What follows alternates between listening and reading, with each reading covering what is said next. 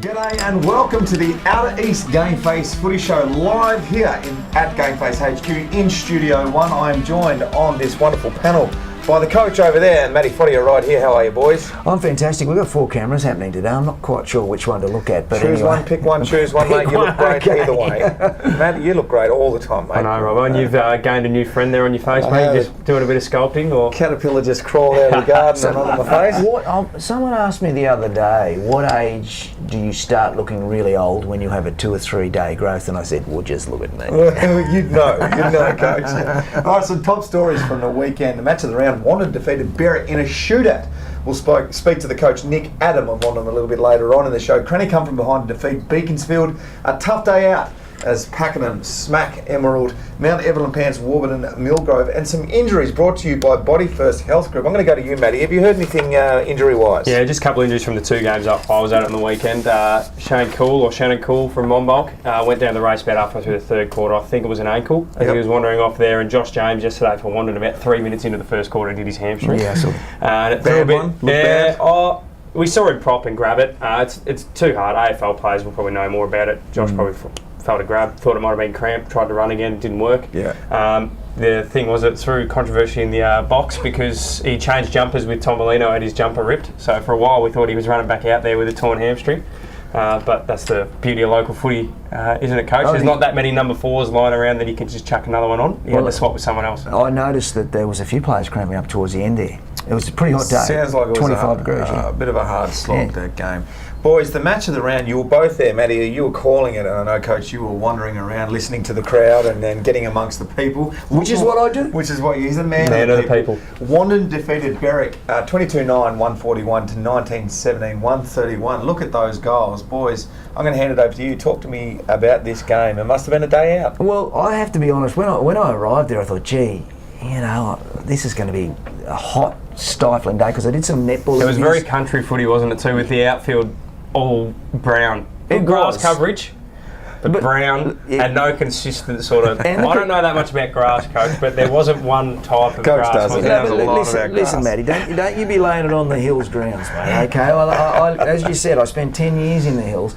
Look, yeah, there was a couple of spectators still having a crack at the grounds. In fact, I think there's a couple of Berwick boys, and I had a crack back. I heard a couple in the rooms. I went up the club rooms to just relieve myself after a big day in the commentary box. Had about 4 bottles of water, and as I was walking past, I heard a couple of boys going, "Oh, the grounds can't be this small, can they?"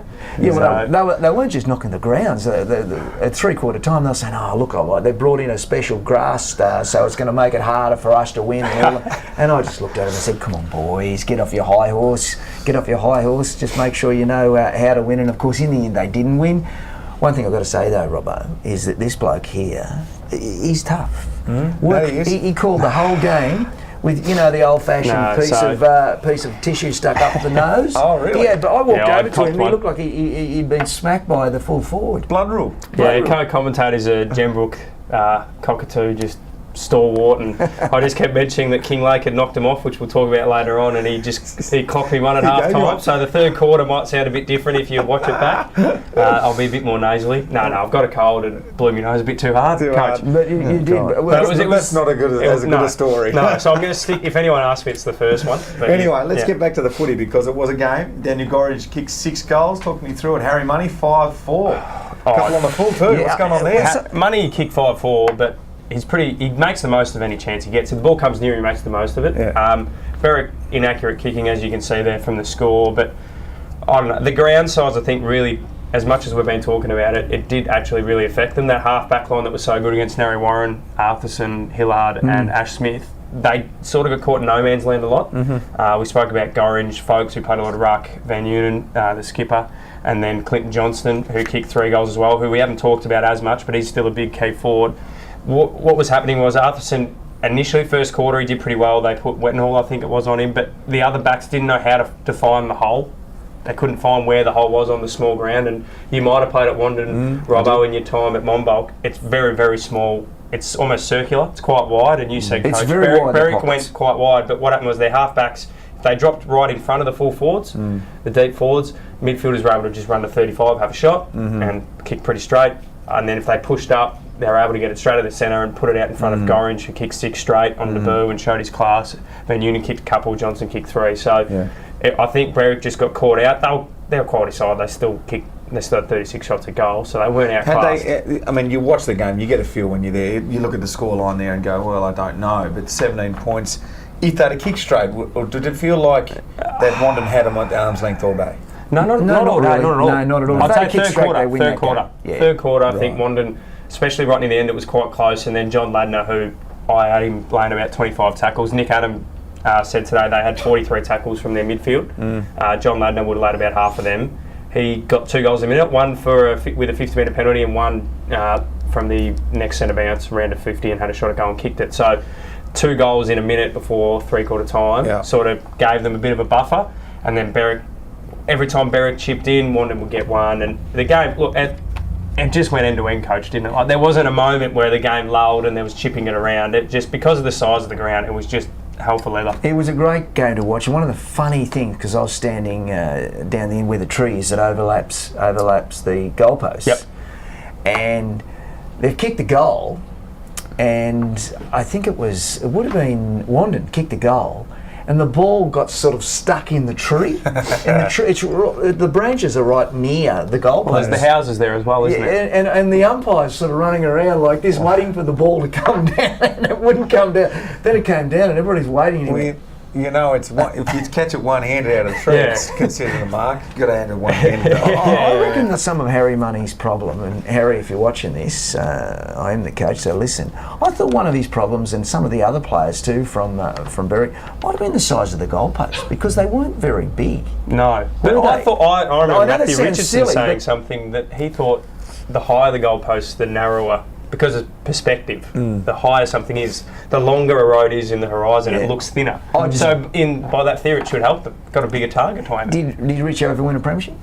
No, I didn't. So what's he know? There you go. Sorry, coach. Well done, boys. How many have you won? This is like this league at the moment is a bit like boxers feeling it out, because you've got Berwick going up into the mountains and playing for the first time probably, and you just spoke about it there. They're in the change rooms going, how's this ground? Then it can't be all this small. So they'll be better for the run, you'd think, after playing up there, and Wandon will go down and play Berwick at their home ground. So to see that scoreline, that's absolutely fantastic, because I reckon the crowd would have absolutely loved it. Love to see that kind of football. So many goals. Like, you don't see, considering Friday's AFL, even the 2 AFL games yesterday, I think the total score was 240 between both games, and we've had 270 points in one game, coach, of local footy. Don't think that Berwick, from what I can tell, especially at half time, thought they had this game won. I can tell you the players knew it was going to be tough. I think it was more the supporters thought that all they had to do was lob up. Of course, we're premiers from last year. We're better than the old Yarra Rangers premiers.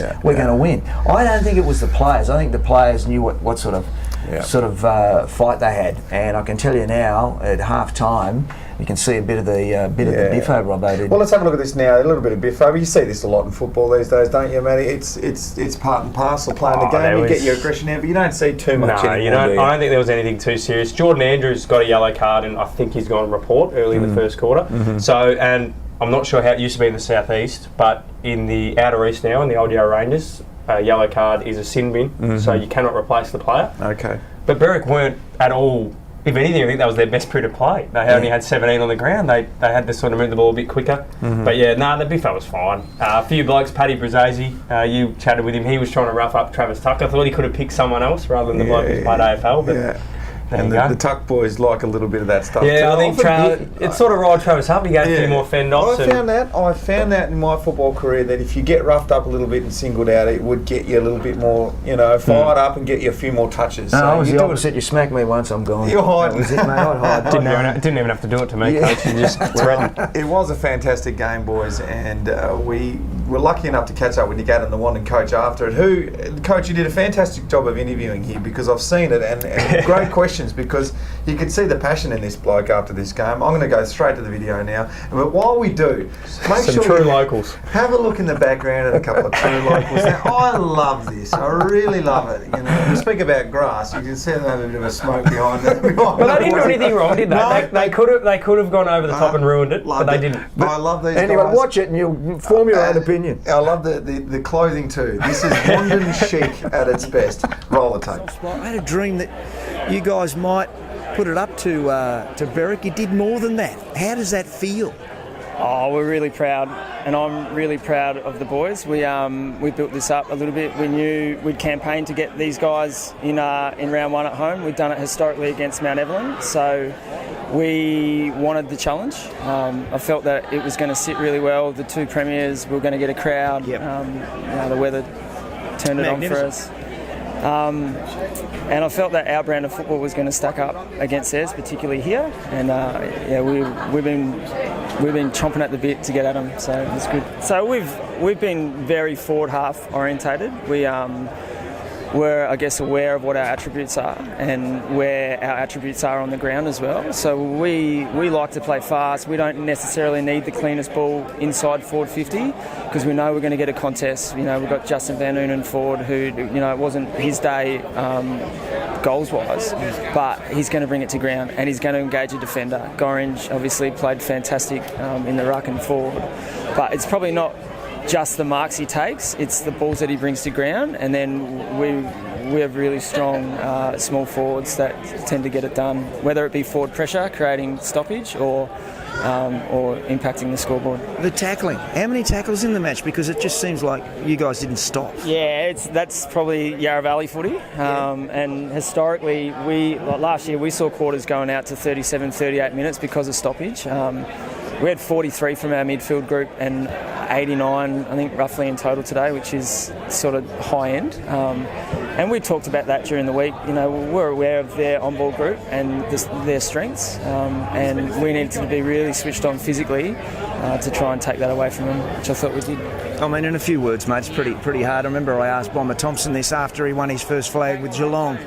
What's this feel, not necessarily for the club, and I know you're a selfless person, what's this feel like for you as a person?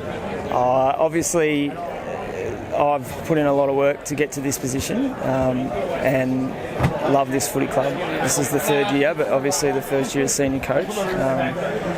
And it's a moment for the club to be proud of. It's a moment for the playing group and obviously myself to be proud of. And I think a little bit like there was the eyes of the Yarra Valley on it today as well. So we wanted to represent the Yarra Valley football the way we did. And like I said, a really proud moment for me, as well as everyone here at London.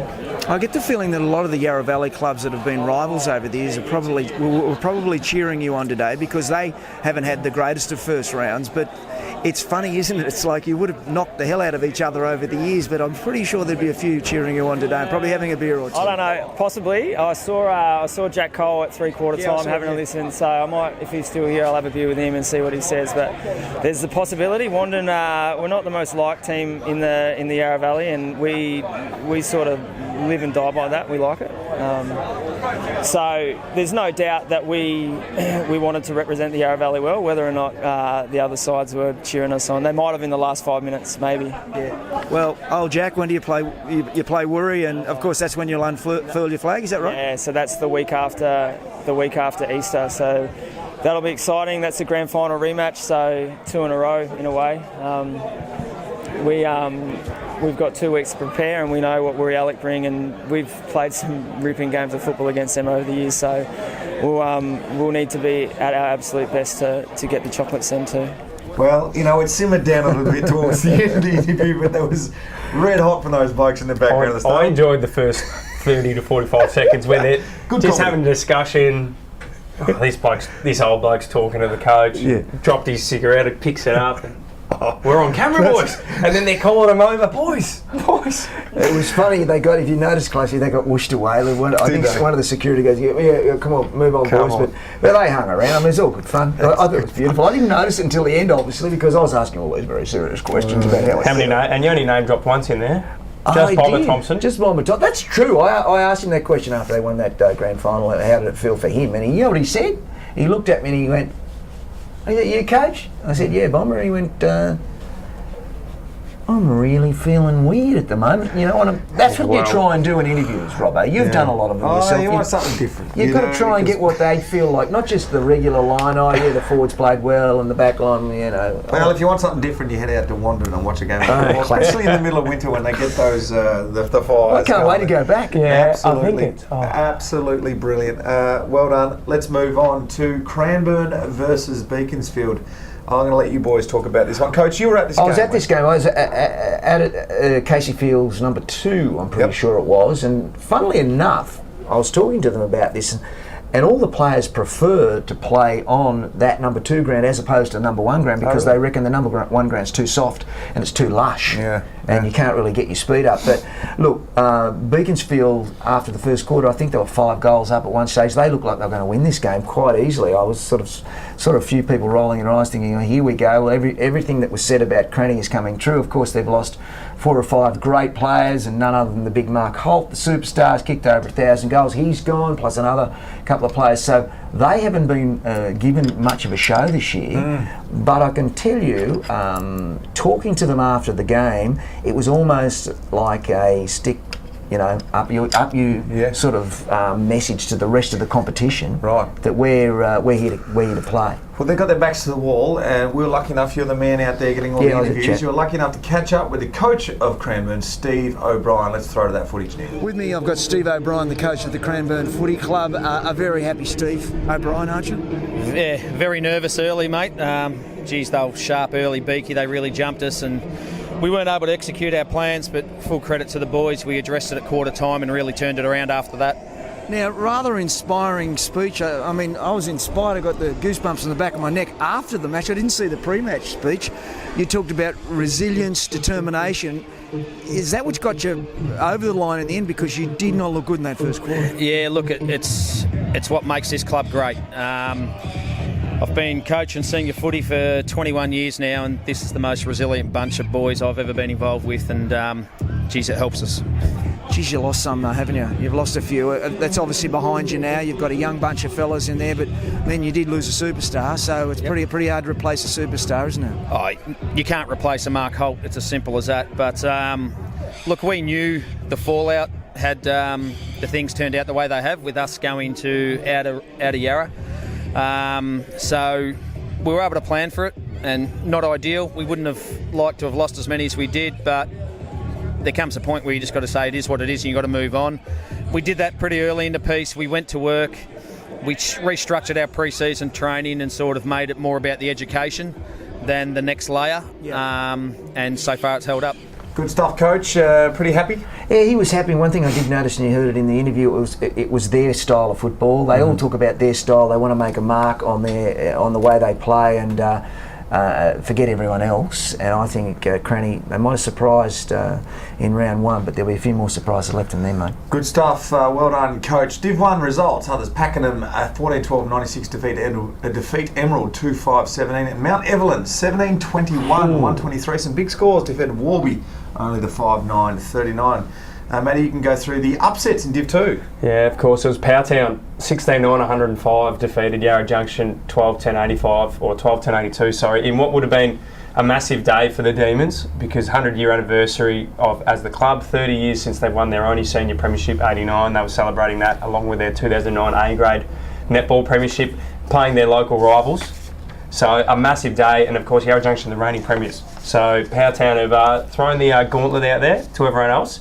And it's a great day. I don't know if you've been to Powertown. I haven't yet, but from all reports, you can only get in one way and you can only get out. It's the end of the world there, they reckon. It's an abyss on the other side. I've been told that at the end of Powertown, it's painted on. Listen to this bloke. Gauntlet, abyss. Sorry, Coach. And the other one, of course, Gembrook Cockatoo. Gembrook Cockatoo were... They've been talked up as one of the guys to look into the flag, talking to my good mate Leo Gronewegan on the coverage of the Outer East games during the weekend. He was saying that he thought Gembrook, bare minimum, should make the grand final. And they started off pretty poorly. They lost at home to Kinglake by 27 points. And we're at Belgrave and Monbulk on Saturday. I was going to say, yes. And the Hawks did enough. They did enough to get over 10-15-75 to beat Belgrave 6-6-42, and they'll be. And the last quarter was absolutely no goals, but there'll be some footage coming out on our Facebook page. You might have seen it by the time this show goes out, Coach. But big Xavier Pauly, the full forward for Belgrave, he could be a bit of a cult figure for the league. Oh, it's classic. He might just run through a few blokes, but he's a good full forward, and Magpies looked all right. He should be playing for the All Blacks. Yes, and I've seen that footage. You wait for it to come out. It's Yeah, absolutely fantastic. You love that sort of stuff to come out of local football. Keep sending it in to us here at GameFace. We'll put it up and share it around because everyone wants to see that. Almost footy legend type stuff. Yeah, it is. All right, upcoming games really quickly. Premier, Berwick versus Hughesville, Anzac Day. Get a tip from you both real quick. Berwick by a lot. Yeah, Berwick Day will not be happy about what happened in round one. They'll be winning this one easy. Upway Tacoma versus Alinda. Go again. Alinda should bounce back. They lost to Narry after knocking a goal in the first quarter. Narry kicked 8 goals to none. The final margin was about the same. So Alinda should have Upway's measure, but Upway got the win in round one against Hillsville, and at home, you never know. I think Upway might do it. I mean, both these two teams would have seen what Wandon's done, and they're both from the old league. They'll be buoyed by it. Yeah. Buoyed, there you go. They'll be buoyed by the momentum because speaking about Wandon again, but it's just good now that everyone can. Wandon finished third on the ladder last year, and they beat Berwick, who were meant to be a superpower. So now clubs like Woori-Alec will go, we beat Wandon last year. Their side hasn't changed that much, and now they've beaten Berwick. So it should give other sides a bit of a sigh of relief, and they can get over it now and stop thinking about how the big, scary South East clubs are. Yeah, and we can. It's gone. It's just a footy league now, isn't it? Just a footy league now. It's that simple. All right, so we got a tip there. Well, who did we go for? I went Alinda. I think Upway. Coach went Upway. Upway, Wandon versus Woori-Alec. This could be a cracker. Grand final rematch for the Yarra Rangers. Woori, of course, coming off, they've played a practice match against Fitzroy Stars, and of course their 18s played against Berwick Springs, who just got an 18s and a netball at the moment. They'll be a senior club in years to come. Right. Woori, usually Woori knock them off in the regular season and want to get the chocolates in the finals, but we saw the Dogs on Sunday. They look pretty good, Coach. So I'm going to go with the Dogs at home again. I just hope there's no hangover from that game, but you'd have to go for Wandon, otherwise. Well, they've got a week break with Easter, so yeah, and Woori haven't played a game in anger yet, so it'll be a month between. They haven't played. They'll have to wait a long time. Exactly. And the last game, Narry Warren versus Beaconsfield. Magpies should win that. Big win. They play well against Berwick, and Beaky will be pretty disappointed. Yeah, I'm with you. You can see that Cranbourne have a bye. Upcoming games in Div 1, Doveton versus Officer Rock on Good Friday. Go for it. Yeah, I'll be out there on Good Friday. It's interesting, Doveton have re-signed Matthew Boyd, Bulldogs champion, so that'll be a good one for them. Officer finished 5th last year in the Sefnal. They'll be looking to build on that. I'm not sure what to expect from Doveton because their whole side is basically recruited, but I'm going to stick with the Roos. Yeah, I'm going to go with Officer. Yeah, we can see that's the standalone game for the weekend. Let's move on to the next one, which is Pakenham versus Officer Rock, Anzac Day. Yeah, so of course Officer and Doveton are playing a game that will be considered still part of round one. Yep. Then Pakenham, after their win on the weekend, they obviously played their home ground well, but Officer are my tip for the Div 1 flag, so I'm going to have to stick with the Roos. And what I saw from Pakenham and the way they played on that ground, I'm going to go with Pakenham. And there was a nice hanger in that game, Coach. I don't know if you saw that, but 3 minutes into the second term, not quite at your lofty heights, Robbo, but a fair attempt. I appreciate anyone going for a hanger. That was a night game. I was out there just before it started. Had a chat with President. No, they ran out of records. Ran out of records halfway through the 18th. That's why you have the record on the app. Well, exactly. It's that simple. You don't run out of phones. You've always got a phone. He's quite passionate Make my job easier too. Make my job easier. What are we up to? Mount Evelyn, Monbulk are heading out to take on those guys. Well, they're the two Yarra Rangers sides that are expected to go close to winning the flag. Watch Monbulk. They did enough. They looked a bit scratchy. They said they'd only played a couple of practice games, and their reserves were pretty strong because a few boys had a wedding later that night. So the reserves had a big win. You love local footy, don't you? We're going to Bali for a mid-year trip or a wedding, and half your side's gone. Well, that was after the Belgrave. I think Belgrave's 2's captain or something that was running water in bare feet. So it's all happening this weekend. But back to the game, Mount Ev, another gauntlet that's been laid out. It's Coach. gone. It's been thrown. Mount Ev at home, small ground. I think the Rovers will have it. No, one of my local hangouts was Monbulk when I lived in the hill, so I'm going Monbulk just because of that. I caught up with my old mate Nathan Brown. He used to play at Melbourne with number 25 of our half-back flank back in the day under Neil Danaher. He's coaching the old Melbournians, and he nearly threw the table over during the week because half his team went to Bali for it. And it's the best 6 players. He shut it. So just don't do it, boys. Book it at the end of the year. There's that many buys now. Yeah, you can organise it around the fixture. There's a buy this week. Yeah. There's a split round. There's interleague buys. You can find time. What's the best excuse you've used? Me? Yeah. Oh, I've never used an excuse. Turn up every week. It's right, I was an AFL player. I didn't get paid, mate. And if you get married during the footy season, un-Australian. Emerald versus Belgrave. Boys, go for it. Belgrave are much improved. I think they're going to be better at home, though. They play a pretty big contested style, as we can see from the big full forward, Xavier Pauly. The Bombers are only 7 shots at goal, 2 goals 5 against Pakenham. Bombers at home, they've recruited well, they should do better. And from all reports, they had a fair share of possession, they just couldn't do much with it going inside 50. And you never know, there could have been a bit of nerves too in the back of their mind playing a team that from another league. So I'm going with them.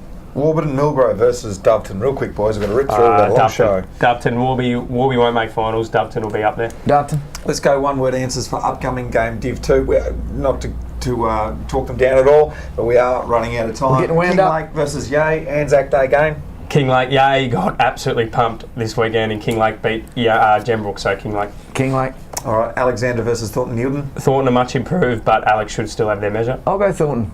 Seville versus Powelltown. This will be the best game of the round. Patrick Rattray kicked 9 for Seville on the weekend. Powelltown, as we mentioned, beat the reigning premier, but it's at the Chip, so I'm going to go with the Blues. The Chip. Okay, I'll go with you. You probably know more about it. In fact, you definitely know more about it, so I'll go with the Blues too. Yarra Junction versus Gembrook Cockatoo. Big game. Both sides need to get a win after shock losses, but the Eagles should be too good at home. Unfurling the flag. Yeah, the Eagles are. He's honest. He doesn't really know. I've got no idea at this stage, but that doesn't mean I won't at some stage. I'll get out to those games. He absolutely at some Don't let him behind the curtain, coach. You could have just said a team name very confidently. I could have, but you mean you can, look at the places I've already been. Very Sam Newman will be there. You know. Oh, who cares? No, he cares. I do care. That's been the show. It's been fantastic. Just before we go, Matty, you've got some intelligence on the interleague that's coming up. The two senior interleague sides, the 18s and the senior side, the preliminary squads are out. So if you're in the 53, well done. But there's a fair few to get cut away there. 53 doesn't fit into 22. But the big talking point is 7 players from Division 1 have got in. Pedder from Emerald, Sikora and Batten from Doveton, Urquhart from Mount Evelyn, Glenn Strawn from Bombulk, Penner from Pakenham and Matthew Clark from Officer. Matty Footy, a fantastic coach. Got something? GameFace app. Make sure you get on, go to your Play Store, play wherever, Google, whatever, PlayStation. You don't go to PlayStation. Don't show your age, coach. PlayStation. Anyway, get out while you're ahead. GameFace app. It's a black background big with G. a big white G on it.